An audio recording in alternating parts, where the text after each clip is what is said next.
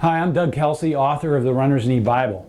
And I'd like to share a myth with you today. It's a myth about knee pain and specifically about runner's knee syndrome.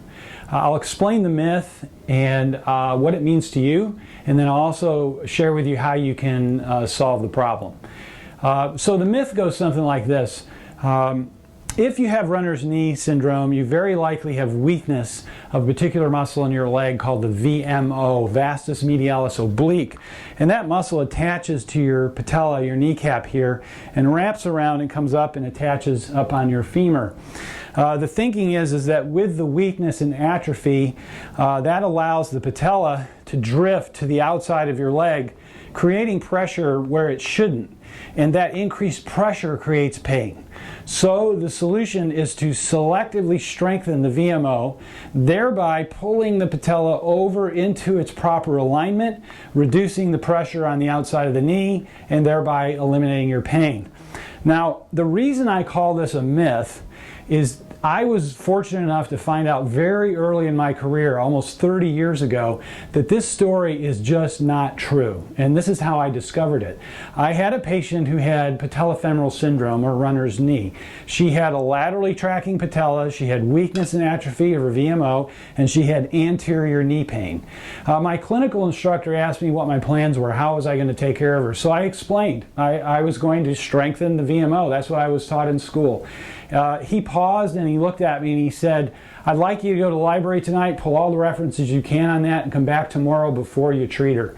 So off I go to the library, I look high and low, I can't find a thing. Not one piece of evidence that supports the idea that you can selectively train the VMO. I did find a couple of articles that said you couldn't. Fast forward 30 years, and we collectively, as a profession, as a healthcare profession, are still using that approach with the same amount of scientific evidence supporting it. Zip. But you know what? That doesn't really help you. And here's what's going to help you. Is an exercise that's designed, that's clinically and scientifically proven to increase the tension of your VMO. And it's a form of a reverse lunge. We call it a backslider. And if you watch the movie clip, you'll notice that there's an elastic band in Floor's hands as she pushes out in front of her like this. The band is pulling her around like so, kind of rotating her body, or trying to. And she's working hard against that.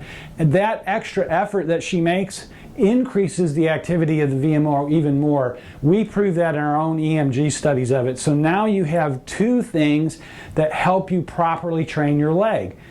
A backslider, and then add a line of force or a vector to increase the recruitment of the VMO.